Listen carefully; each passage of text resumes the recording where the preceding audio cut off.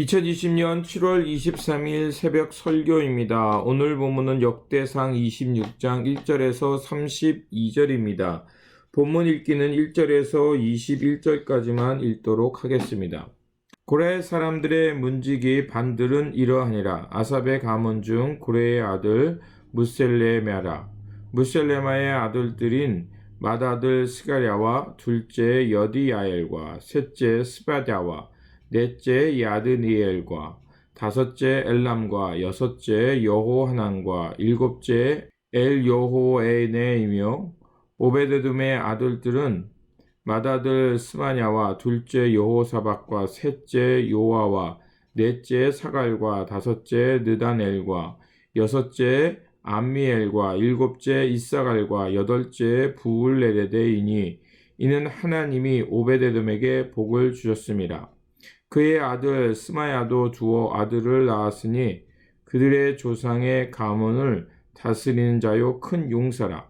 스마야의 아들들은 오드니와 드바엘과 오벡과 엘사밧이며 엘사밧의 형제 엘리후와 스마가는 능력이 있는 자이니 이는 다 오베데돔의 자손이라.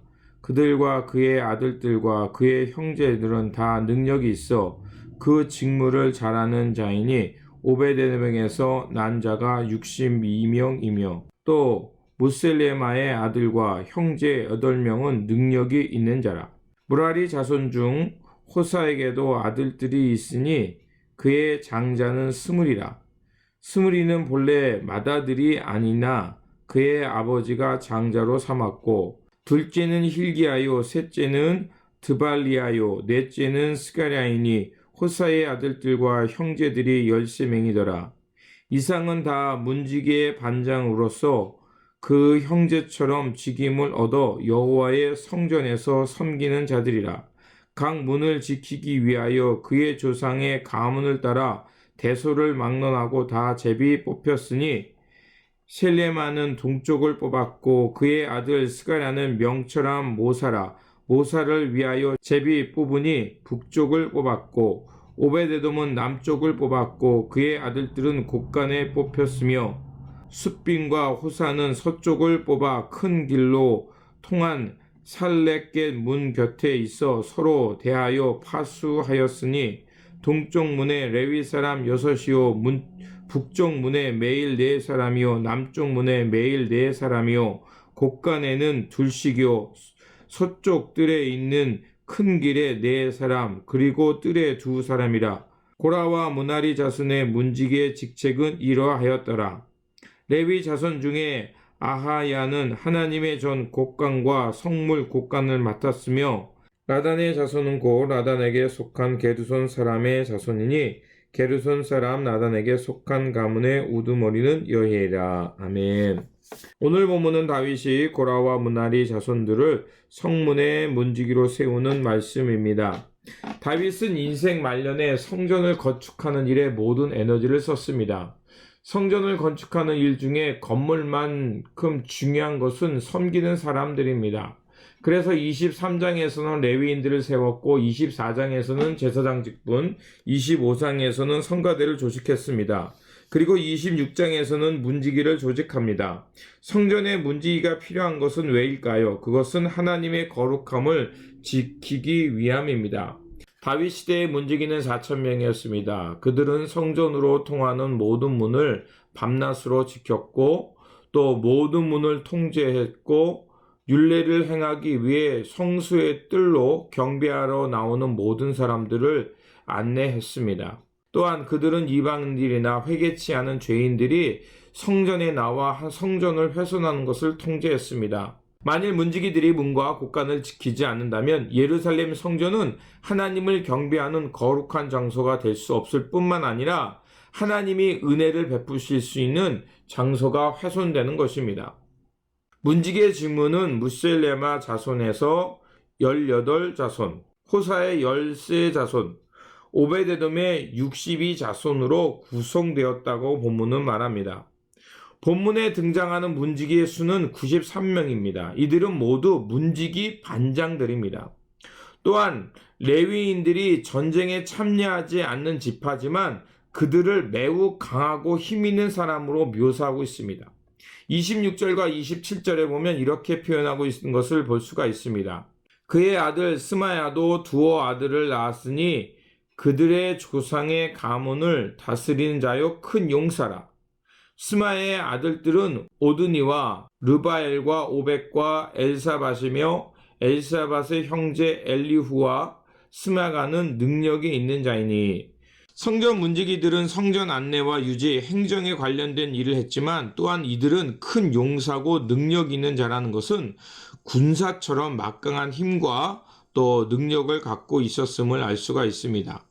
그리고 문지기로 세워진 사람들 중에 하나님께 복을 받은 에베데돔 자손이 포함되어 있는 것을 볼 수가 있습니다. 사무엘하 6장에서는 다윗이 하나님의 법궤를 예루살렘으로 옮겨오다가 하나님의 거룩함을 훼손하여 우사가 죽게 되는 말씀이 나옵니다.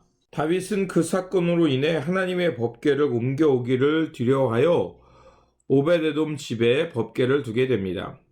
그때 가드 사람 오벳에돔은 법궤로 말미암아 하나님의 축복을 받게 됩니다. 어쩌면 오벳에돔은 강제로 법궤를 모실 수밖에 없었을 것입니다. 그런데 오벳에돔은 하나님의 법궤를 모심을 통해서 복을 받아서 62명의 많은 자손을 낳았고 오늘 본문에 나와 있는 것처럼 하나님의 성전을 지키는 문지기로 세움을 받게 됩니다. 그는 비록 레위인이 아니었지만 하나님의 법궤를 지키게 되자 그와 그 후손은 레위인의 자격을 얻게 되고 성전에서 문을 지키게 되는 복을 받게 된 것입니다. 그리고 성전의 문지기를 쉽게 생각하면 행정적 업무만 보는 것이라 생각하기 쉽습니다. 그런데 오늘 본문을 자세히 보면 성전 문지기는 안으로는 하나님의 성전을 거룩하게 지키는 것이고 외적으로는 재판관이 되고 여호와의 모든 일과 왕의 일을 함께 감당했다는 것을 알 수가 있습니다. 바로 29절에서 32절에 나와 있습니다. 그리고 14절에 문지기 중에 스가랴는 사람이 나오는데 그를 표현하기를 명철한 모사라고 표현하고 있는 것을 볼 수가 있습니다. 명철한 모사란 슬기로운 참모를 뜻하는 말입니다. 즉 어렵고 복잡한 상황이 있을 때 그것을 뛰어난 분별력과 판단력으로 그 역할을 잘 감당하여 공동체 안에 질서와 평화를 지켜내는 역할을 했다는 것입니다. 그렇습니다. 성전의 문지기는 내적으로는 하나님의 성전을 거룩하게 지켜내는 것이고 외적으로는 공동체 안에 공평과 공의가 유지될 수 있도록 그 질서를 바로잡는 일을 했다는 것을 알 수가 있습니다.